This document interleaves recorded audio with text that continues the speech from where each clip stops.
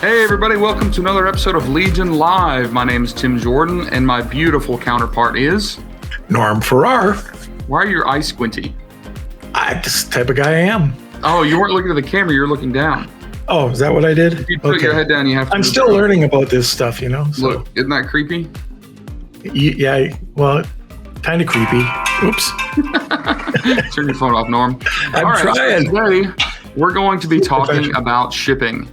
And so that's what we're calling this shipping costs conversation. And the reason this is important is because if you have not been paying attention and following along with shipping pricing, what's been going on, Norm?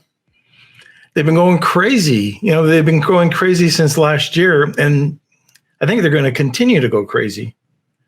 And we're talking specifically about international shipping. You know, brand owners, private labelers typically are sourcing their products from China or maybe other places in Asia, maybe places like India, and shipping costs have just gone absolutely insane. Now, we know that the two primary modes of shipping are ocean and air. Which one do you want to talk about first? You know, we could talk about ocean. There's so much to be said there.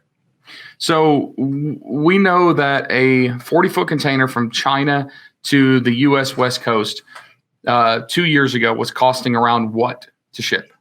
$3,500 to $4,500. Yeah, that's including port costs too. Mm-hmm. Just the raw port to port as low as $2,500, sometimes a little bit less.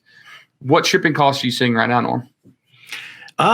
We're looking at 20 to 23 maybe.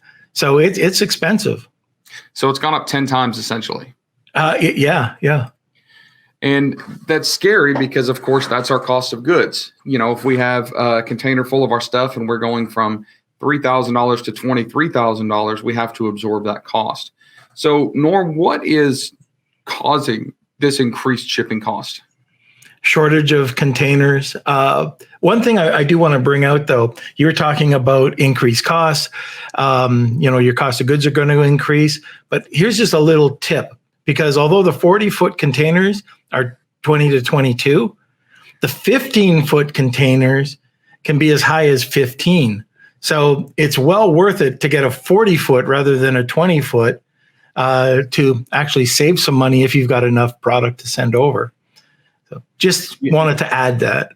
So let's talk about the cost of shipping, all right, and how that affects our bottom line. If our costs go up, typically our prices have to go up. But the way I see it is everybody's prices have to go up, right? Now there's going to be a delay there because there are going to be so many people whose goods are already in the U.S. or already, wherever you're selling, and your costs might have been low. But these costs have been up for so long that everybody's essentially paying the same. If you look at some of the more kind of popular and like long running private label SKUs on Amazon, I say long running because there has to be some consistency. We have to be able to see some historical data. We see that everybody's just starting to increase the price of their products. And if you look in that niche, everybody's increasing the cost of their products or the price of their products. So it's not always going to be, apples to apples comparison. There's not always going to be true parity because some people are, running at a reduced cost for launches and things like that. But for the most part, the whole term rising tide raises all ships. Well, rising shipping costs also raises all products. Costs? Ships is too cliche, right? Yeah. So how long do you think it takes for that to equalize? If everybody that's selling weighted hula hoops costs go up, how long will shipping cost increases kind of balance out for everybody? Well, it does depend on the inventory, but I was looking at a product just before we got on the call, about a $20 product last year, and now the exact same product, and this is almost a Me Too product. So there's about 7 or 8 people selling this product all around. It was all around $20 last year. Well, it's $23 to $24, except for a group of sellers that are still the same.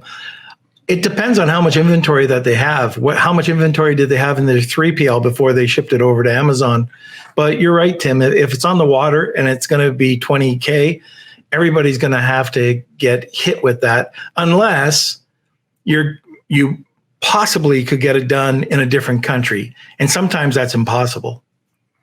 Yeah, it's not always possible. I know a lot of people have said stuff like, "Well, let's just manufacture in the U.S. so we don't have shipping costs. Let's manufacture in Mexico so we can truck it over.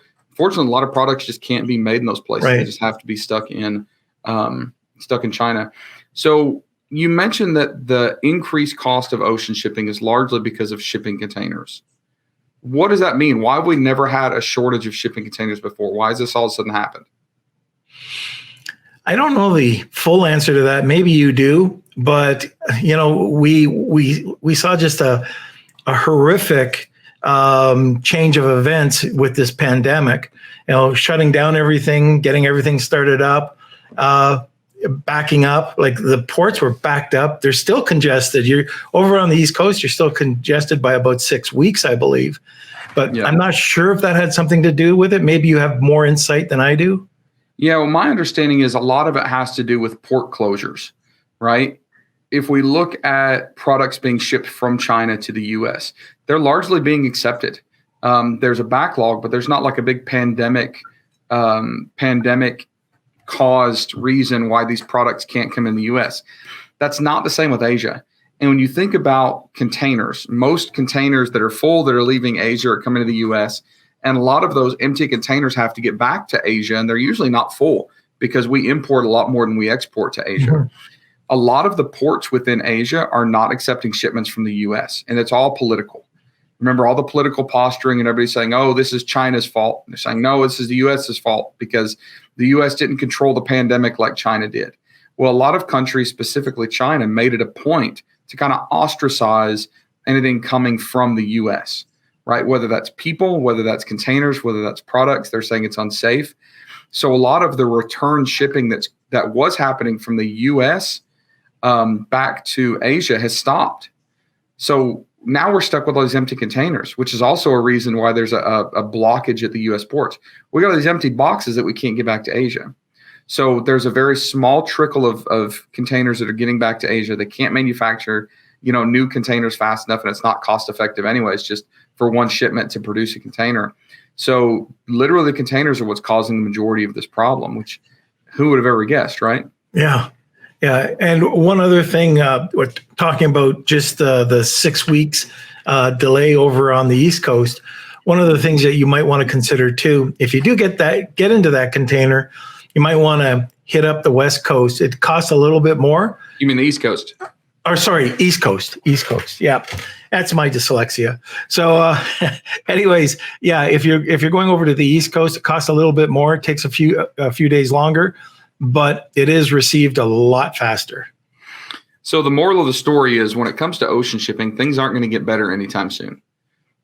This is going to take maybe a couple years to really sort itself out and get more efficient and kind of rebalance. But the good news is, yes, it sucks to incur this extra cost, but everybody's incurring it, right? So don't continue to just eat it. Start creeping your product, your sales prices up to absorb this cost. Like Norm said, get more efficient. This is going to force us to be more efficient.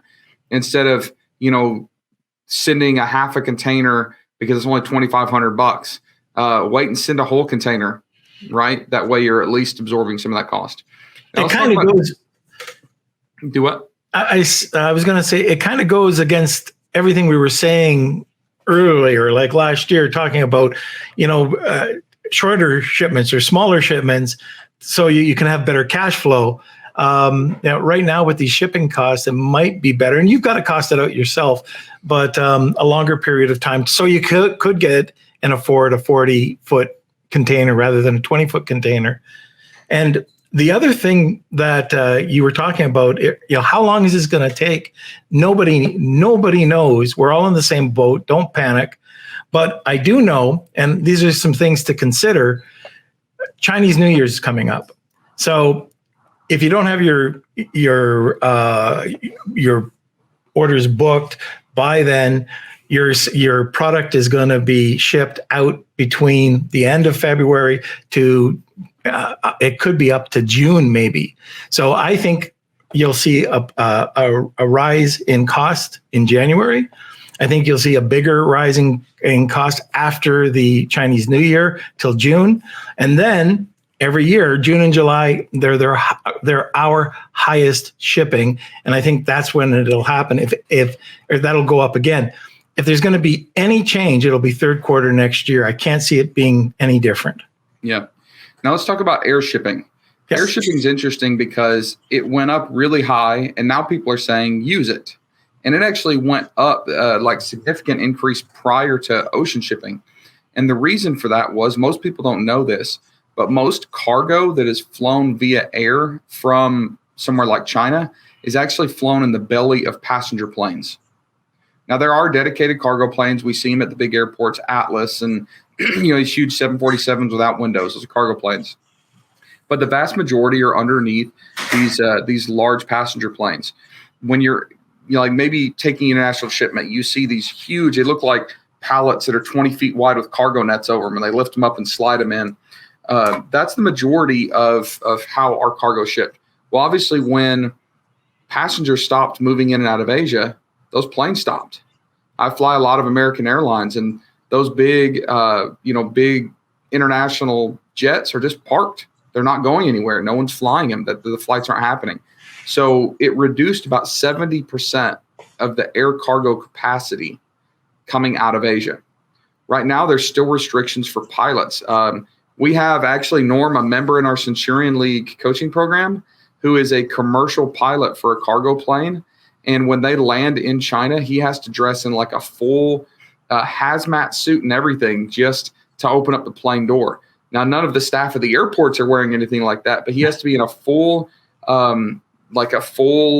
decked out hazmat suit with like HEPA filtration mask and all that stuff. So they're making it tough. So even like your FedEx or UPS planes going in and out, it's slowing things down substantially. Now, lately, we've heard people singing praise for air shipping, and it's not because the prices have gone down. It's because they jumped up and they got really expensive. But now that ocean freight has gotten so expensive for some categories of products and some sizes and weight, combinations, air shipping costs about the same as ocean shipping, and it's obviously much faster. Have you seen anything like that? Yeah, absolutely. We were talking about that a little earlier, and especially if you're shipping over stuff that's flat or lightweight, it's fantastic. That might be the best way to ship. You have to check it out. I mean, you want to check with your freight forwarder, the difference in cost. But we wouldn't be talking about this last year. Are you seeing anything happening as far as other lanes where maybe people are doing anything creative, like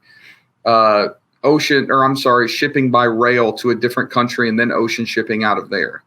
I've heard some people talk about this. They'll put a container on, or they'll put cargo loose on a train and take it to the Middle East where it'll be containerized and shipped. Have you seen anything like that?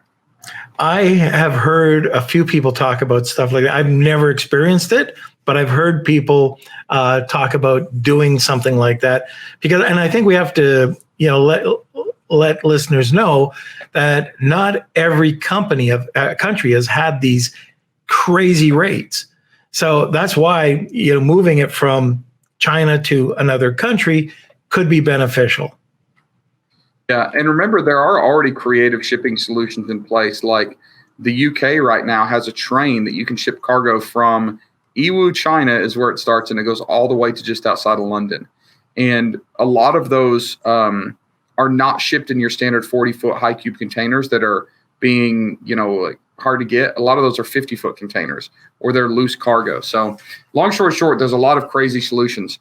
Don't just listen to the headlines and say, oh, shipping containers are crazy expensive. It's killed private label. No, your product prices will go up, to absorb that, and everybody's going to have to. And there are ways to think outside the box where other people are throwing in the towel and giving up and saying it can't be done. It's not worth it.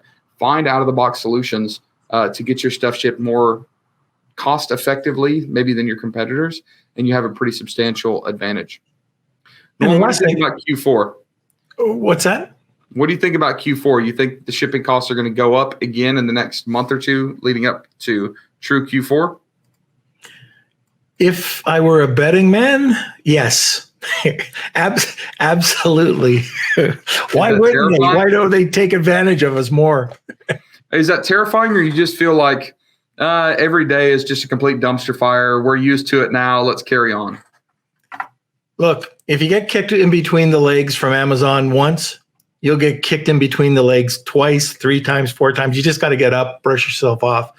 If it happens, it happens. like we said at the beginning of this, that everybody else is going to be affected by it the same way, unless you can find different ways to manufacture outside of the country. And for certain products, that's absolutely, there are tons of niches that you can find different products. For instance, cosmetics, Korea, and you don't have the Trump tax coming out of Korea. The shipping containers are less, and it's a high quality product.